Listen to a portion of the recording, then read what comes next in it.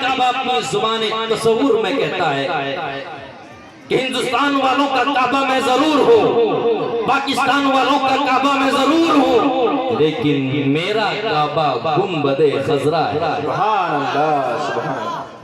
اللہ آپ لوگوں کو توفیق دے کبھی عمرہ یا حج کے لیے جائیں تو مطاف جہاں پر طواف کیا جاتا ہے اسی کے بغل میں جب وہ مطاف بھر جاتا ہے لوگوں سے تو اس کے اوپر 3 منزلہ عمارت بنی ہے، لوگ وہاں پر بھی طواف کرتے ہیں۔ جب اوپر سے آپ دیکھیں گے خانہ کعبہ کی چھت آپ کو نظر آئے گا تو آپ کو دیکھنے کو یہ ملے گا خانہ کعبہ مدینے کی طرف جھکا ہوا ہے۔ سبحان اللہ، سبحان اللہ۔ شاعر نے کیا خوب کہا ہے، بڑا مشہور زمانہ شعر ہے کہ سب جھک رہے ہیں خانہ کعبہ کے سامنے، کعبہ جھکا ہوا ہے محمد کی شہر۔ سبحان اللہ، سبحان اللہ۔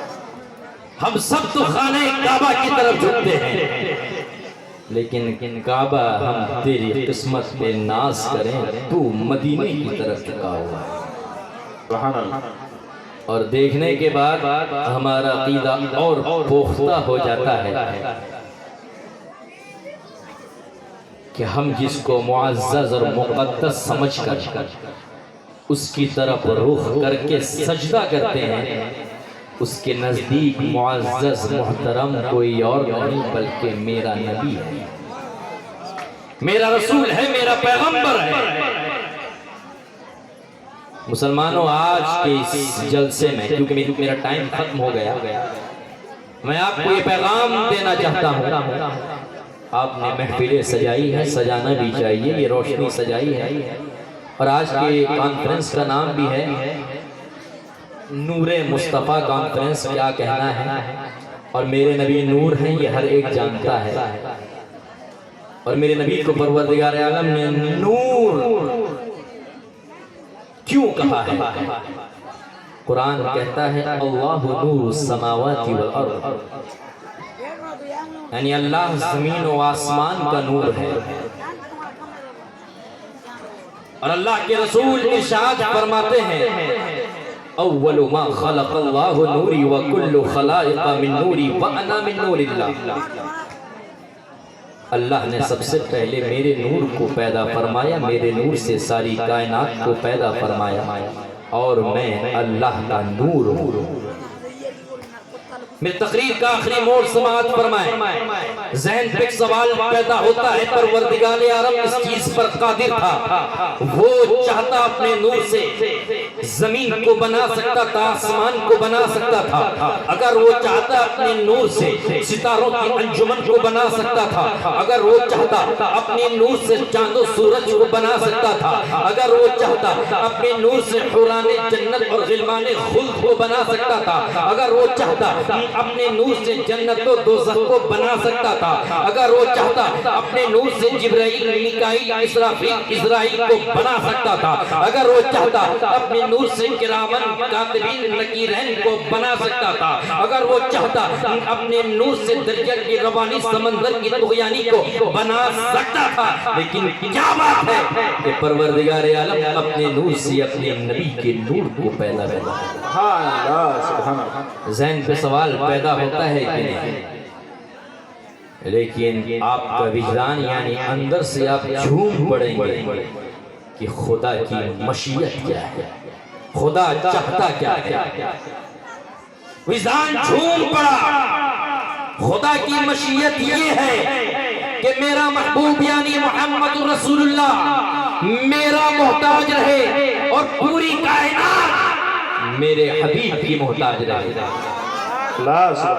گویا کہ پتہ یہ چلا یہ جو زمین ہے میرے نبی کے نور سے ہے، یہ جو آسمان ہے میرے نبی کے نور سے ہے، چاند و سورج ہے نبی کے نور سے ہے، ستاروں کی انجمن ہے نبی کے نور سے ہے، حضور حوران جنت ہے نبی کے نور سے ہے، غلمان خلد ہے نبی کے نور سے ہے، آدم و حوا ہے نبی کے نور سے، شیش و یعقوب ہے نبی کے نور سے، اسحاق ہے نبی کے نور سے، یوسف ہے نبی کے نور سے، کل کائنات میرے نبی کے نور سے۔ سبحان اللہ، سبحان اللہ۔ اور اسی نبی کے نور والا نام رکھ کر آپ نے یہ ثابت کر دیا کہ ہم بھی اپنے نبی کو نور سمجھتے ہیں۔ سبحان اللہ۔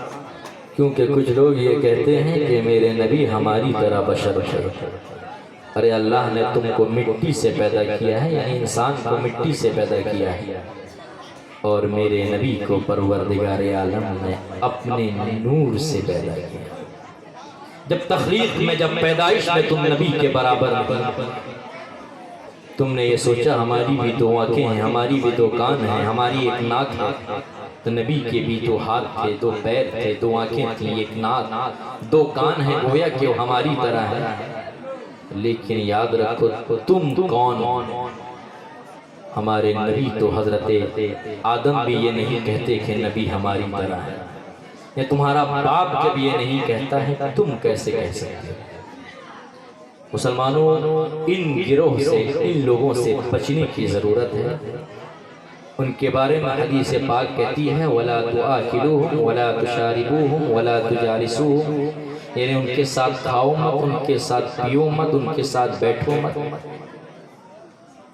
لیکن ہمارا مسلمان ان لوگوں کی نماز کی پابندی دیکھ کر ان سے قریب ہو جاتا ہے، لیکن آج کی اس محفل سے، نبی پاک کے خاندان ہونے کی حیثیت سے، خانقاہ قدوسیہ کا ولی عہد ہونے کی حیثیت سے، ایک عالم دین ہونے کی حیثیت سے میں آپ کو یہ پیغام دیتا ہوں کہ آج کی محفل سے یہ ارادہ کر کے اٹھیں، یہ عزم مصمم عربی میں کہتے ہیں، جس کا معنی یہ ہے کہ پختہ ارادہ کر کے اٹھیں کہ آج کے بعد ہم کبھی اپنی نمازوں کو قضا نہیں کریں گے۔ مسجد میں جب اذان ہوگی سب سے پہلے ہم وہاں پہنچیں گے، کیونکہ مسجدیں تو بن جاتی ہیں لیکن مسجد ویران پڑا رہتا ہے۔ کسی نے کہا تھا کہ بتاؤ یہ مسلمانوں کے اندر تبدیلی کیسے آئے گی؟ میں نے ان کو برجستہ یہی کہتا ہوں کہ کفار و مشرکین کبھی بھی ہماری طرف اپنی آنکھوں کو اٹھا کر نہیں دیکھ سکتے۔ جب ہمارا مسلمان عید اور بقرعید میں جس طرح مسجد میں پہنچتا ہے، اسی طرح ہر نماز میں مسجد میں پہنچ جائے۔ عید اور بقرعید میں کوئی گھر میں رہتا ہے نماز پڑھنے کے لیے؟ سب مسجد جاتے ہیں یا عیدگاہ جاتے ہیں کہ نہیں؟ اگر ہر نماز میں اسی طرح پہنچ جائیں تو کفار و مشرکین یہ سوچنے لگیں گے اب مسلمان ایک ہو گیا ہے، اب مسلمانوں کے اندر اکتائی اور ایک جہتی آ چکی ہے، استقلال پیدا ہو چکا ہے۔ لیکن آج کا مسلمان اذان تو سنتا ہے لیکن بازار میں گھومتا رہتا ہے۔ اذان سنتا ہے اور اذان دینے والا یہ کہتا ہے حی علی الصلاۃ، آؤ نماز کی طرف، پھر پکارتا ہے اذان دینے والا حی علی الفلاح،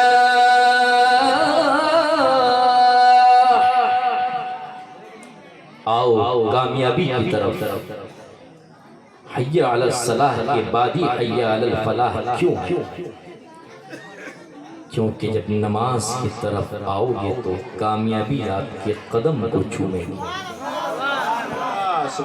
آپ پریشان ہیں اور یہ کہتے ہیں کہ بیٹا میری باتوں کو نہیں سنتا، ساس یہ کہتی ہے کہ بہو میری بات پر نہیں چلتی،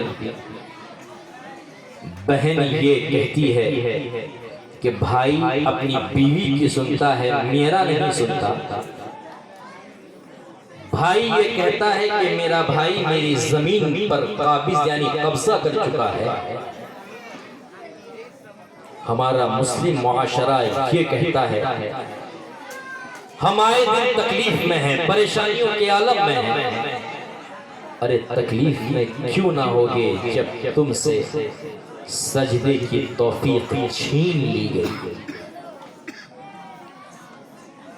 آپ کے پاس زمین ہونا، جائیداد ہونا، مال و ثروت کا ہونا اس چیز کی علامت نہیں کہ خدا آپ سے راضی ہے۔ آپ کے پاس بلڈنگ ہے، آپ کے پاس بنگلے ہیں، آپ کے پاس زمین ہے، آپ کے پاس پیسوں کے انبار ہیں، لیکن آپ یہ نہیں کہہ سکتے اللہ مجھ سے خوش ہے۔ اللہ خوش تب ہے آپ سے جب آپ اس کی بارگاہ میں سجدہ کرتے ہیں،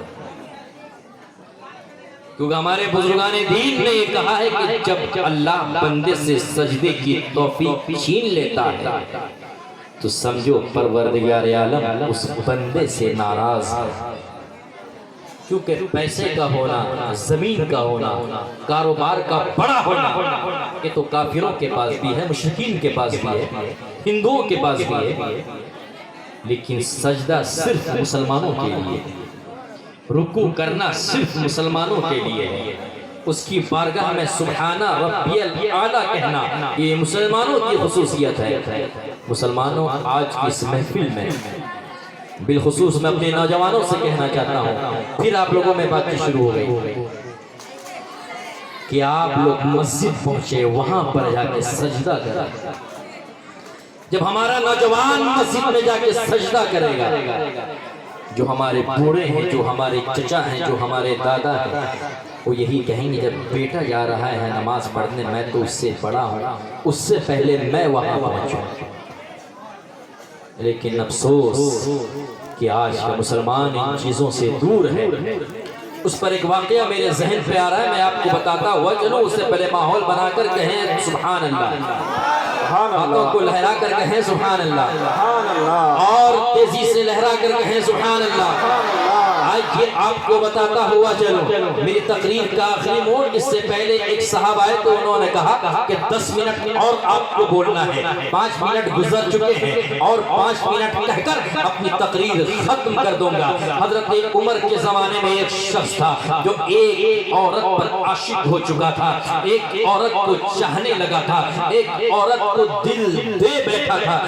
جب وہ عورت آتی وہ راستے میں کھڑا ہو جاتا، اس کے راستے کو روکتا، وہ داہنے جاتی تو وہ نوجوان داہنے طرف چلا جاتا، وہ بائیں آتی وہ نوجوان بائیں طرف آ جایا کرتا تھا۔ وہ عورت پریشان ہو جاتی ہے اور یہ کہتی ہے عاشق، اے مجھ سے محبت کرنے والے، اے میرے مجنون، میں ضرور تجھ سے شادی کروں گی، لیکن ایک شرط ہے، یاد رکھیں وہ زمانہ نبی کا نہیں تھا، نبی وصال کر چکے تھے، حضرت ابو بکر کا بھی وصال ہو چکا تھا، حضرت عمر کی خلافت تھی، یعنی خلیفۃ المسلمین حضرت عمر فاروق تھے۔ حضرت عمر کے حوالے سے آپ کو بتا دوں، نبی پاک نے ارشاد فرمایا ہے کہ میرے بعد اگر کوئی نبی ہوتا تو وہ عمر ہوتے، یہ وہی عمر ہے جن کے بارے میں نبی پاک نے ارشاد فرمایا عمر وہ ہے جب وہ چلتے ہیں تو شیطان اپنا راستہ بدل دیتا ہے، اور یہ وہی عمر ہے جن کے بارے میں نبی پاک نے ارشاد فرمایا کہ عمر وہ ہے کبھی کبھی اسی کی مشیت، اسی کی خواہش کے مطابق آیت قرآنیہ نازل ہوئی ہے۔ حضرت عمر کا دور تھا، وہ عورت کہتی ہے اے نوجوان، اے مجھ سے محبت کرنے والے، میرے عشق میں پاگل رہنے والے، جو اے نوجوان جو تم مجھے اپنا دل دے بیٹھے ہو، سن لو، اگر تم مجھ سے شادی کرنا چاہتے ہو، یہ جو عمر فاروق ہیں، جو عدالت کے تاجور ہیں، جو عدالت کے شہسوار ہیں، تم ان کے پیچھے 40 دن تک مسلسل نماز پڑھو۔ 41ویں دن یعنی جب 41 دن ہوگا، یہاں پر میں کھڑی ہو کر تمہارا انتظار کروں گی، میں تمہارے لیے یہاں پر انتظار کرتی ہوئی نظر آؤں گی۔ وہ نوجوان بڑا خوش ہو جاتا ہے، یہ کون سی بڑی بات ہے، ارے 40 دن تک ہی تو نماز پڑھنا ہے، 40 دن کے بعد میں تو تیرے ساتھ پوری زندگی گزاروں گا۔ اس خوشی میں نماز میں لگ جاتا ہے۔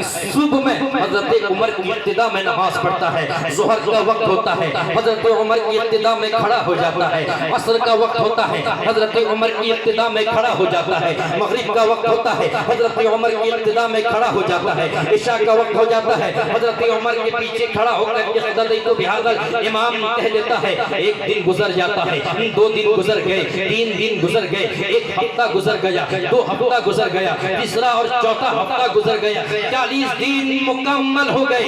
وہ عورت اپنے وعدے کے مطابق کھڑی رہتی ہے اور وہ نوجوان مسجد نبوی سے نکلتا ہے، جو ہی چلتا چلتا آتا ہے وہ عورت کی طرف نہیں دیکھتا بلکہ اس کی نگاہیں نیچی رہتی ہیں۔ وہ عورت پکار کر کہتی ہے اے نوجوان کیا بات ہے، اس سے پہلے تم میرا عاشق تھا، تو مجھے دل دے بیٹھا تھا، میرے لیے تو اپنی زندگی گزارنا چاہتا تھا، میرے لیے صبح و شام کرنا چاہتا تھا، میرے عشق میں تو پاگل تھا، لیکن آج کیا بات ہے، میں اپنے وعدے کے مطابق کھڑی ہوں، تم نیچے منہ کر کے اپنی نگاہوں کو نیچا کر کے کیوں جا رہے ہو؟ وہ نوجوان نے کہا اے عورت سن، جب میں نے 40 دن تک عمر کے پیچھے نماز پڑھی ہے، میرا دل تیری طرف نہیں بلکہ عمر نے میرے دل کو پروردگار عالم کی طرف لگا دیا ہے۔ نعرہ تکبیر، نعرہ رسالت، مسلک اعلی حضرت، نعرہ تکبیر، نعرہ رسالت۔ یہ حضرت عمر کا کمال ہے اور یہ نماز کی خصوصیت ہے کہ جب جس کے دل میں خدا آ جائے، مخلوق کی کیا ہے، مخلوق کی کیا وقعت ہے، مخلوق کی کیا حیثیت ہے۔ گویا کہ پتہ یہ چلا تم نماز پڑھو گے تو تمام برائیوں سے دور رہو گے۔ یہی مرد جو ایک عورت کے پیچھے پاگل تھا، گویا کہ وہ گناہوں کے دل میں پھنس رہا تھا، لیکن یہی نماز ہے جو اسے برائیوں سے دور کر دی۔ کیوں نہ کرے؟ کیونکہ خدا کا وعدہ ہے۔ بسم اللہ الرحمن الرحیم،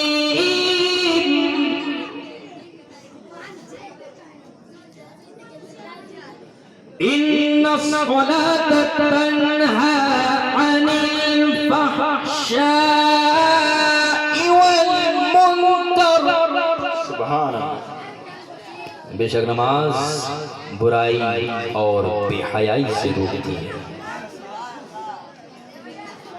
تو قرآن خود کہہ رہا ہے کہ آپ نماز پڑھیں تو برائیوں سے دور رہیں گے، بے حیائی سے دور رہیں گے۔ آپ اپنی عادت سے باز نہیں آئیں گے اور اپنی باتیں کریں گے، نبی کی بات کو بغور نہیں سنیں گے۔ اور یہ پہلی مرتبہ آپ کے علاقے میں میرا آنا ہوا ہے۔ 25 تاریخ کو میں کلیچک میں تھا، لیکن وہاں کے لوگ خاموشی سے اپنے علماء کی تقریر سنتے تھے۔ اللہ کریں کہ آپ کے اندر بھی وہ بیداری آ جائے، بغور سنا کریں، کیونکہ جب آپ بغور سنیں گے تو آپ کے نامہ اعمال میں نیکیاں لکھی جائیں گی، جب آپ اپنی باتیں کریں گے نامہ اعمال میں گناہ لکھے جائیں گے۔ اور کتنا بدنصیب ہے وہ مسلمان کہ نبی کی محفل میں بیٹھے بجائے ثواب کے اسے گناہ ملے۔ بارہا میں نے آپ سے کہا کہ جب تقریر ہو، نعت پڑھی جائے، بغور آپ سنیں، کیونکہ نبی کی تعریف و توصیف صرف آپ نہیں کرتے بلکہ زمین بھی نبی کی تعریف کرتی ہے، آسمان بھی زمین نبی کی تعریف کرتی ہے، پیڑ پودے بھی نبی کی تعریف کرتے ہیں۔ اور نبی کی تعریف یعنی میرا نبی آپ کی تعریف کا محتاج نہیں بلکہ ہم محتاج ہیں۔ اللہ کرے کہ آئندہ ایسا نہ ہو، اور ہماری ماں اور بہنیں اور ہمارے جو بزرگ ہیں وہ اپنے بچوں کو اس چیز کی تربیت دیں کہ جب محفل رسول میں بیٹھیں صرف سنیں، بولیں، بولنا ہو تو صرف خدا کی پاکی سبحان اللہ کا۔ میں شروع سے لے کے اب تک ان باتوں کو 3 یا 4 مرتبہ دہرا چکا ہوں، لیکن اس کے باوجود یہ قوم ہے جس میں اب تک انقلاب برپا نہ ہو سکا۔ یہی وجہ ہے کہ آج ہم پیچھے ہیں۔ وہ زمانہ بھی تھا، ہم نے 300 سال حکومت اس ہندوستان میں کی ہے، لیکن آج دیکھیں سب سے زیادہ بدتر، سب سے زیادہ ذلیل ہمیں کیا جا رہا ہے۔ کیونکہ ہم نے اپنے بزرگوں کو، اپنے نبی کی روش کو، اپنے نبی کے طریقے کو بھلا دیا ہے، چھوڑ دیا ہے۔ یہی وجہ ہے کہ آج ہم پر جو حکومت کر رہا ہے وہ ظالم ہے، کیونکہ یہ اللہ کے رسول نے فرمایا کہ جو قوم اپنے نبی کی ہدایتوں سے، خدا کے لائے ہوئے احکامات سے دور ہو جائے تو پروردگار عالم اس قوم پر ظالم بادشاہ کو مسلط کر دیتا ہے۔ آج جو ہم پر ظلم ہو رہا ہے، کہیں نہ کہیں سے اس کے ذمہ دار ہم خود ہیں۔ ہم نے تعلیم کو ایک طرف کر دیا ہے، مسجدوں کو جانا چھوڑ دیا، باپ کے ساتھ زبان درازی کرتے ہیں، بھائی کو پکڑ کر پیٹتے ہیں، بیوی کے ساتھ ظلم کرتے ہیں۔ نوجوان یاد رکھو، بیویاں کے ساتھ سلوک اچھا کرو، کیونکہ ہمارے نبی صلی اللہ علیہ وسلم کے حوالے سے یہ کتابوں میں ملتا ہے کہ سرکار کی ازواج مطہرات یہ کہتی ہیں کہ جب ہم بیمار پڑ جاتی تو سرکار ہمارے ساتھ مل کر آٹا کو گوندا کرتے تھے، ہمارے ساتھ روٹیاں بنایا کرتے تھے۔ بسا اوقات ہمارے نبی اپنے گھر میں جھاڑو لگا دیا کرتے تھے۔ اگر نبی دعا کر دیں تو فرشتوں کی جماعت آ جائے ان چیزوں کو کرنے کے لیے۔ نبی پاک یہ درس دے رہے ہیں، مسلمانوں ان عورتوں پر ظلم نہ کرو، بلکہ جب بیمار پڑ جائیں تو ان کے ساتھ ایسا سلوک کرو۔ لیکن ہمارا معاشرہ کیا، بیمار پڑو جو کرو، کھانا ہمیں 3 ٹائم چاہیے، یہ ہوتا ہے کہ نہیں؟ لیکن یاد رکھو، آج کی بات سے ایسا نہیں کرنا ہے۔ جو نبی نے ہمیں درس دیا ہے اسی درس کو اپنانا ہے۔ اللہ تعالی ہمیں نبی پاک کی سچی محبت اور ان سے عقیدت، ان سے الفت، ان کے طریقے پر چلنے کی توفیق عطا فرمائے، آمین۔ اور جو باتیں میں نے آپ کے سامنے پیش کی ہے اس پر عمل کرنے کی توفیق عطا فرمائے، آمین۔ اور نبی کی محبت میں زندگی گزارنے کی توفیق عطا فرمائے۔ آمین۔ شب روز نبی پر مر مٹنے کا جذبہ ہمارے دل میں پیدا فرما۔ وآخر دعوانا الحمدللہ رب العالمین۔ السلام علیکم ورحمۃ اللہ وبرکاتہ۔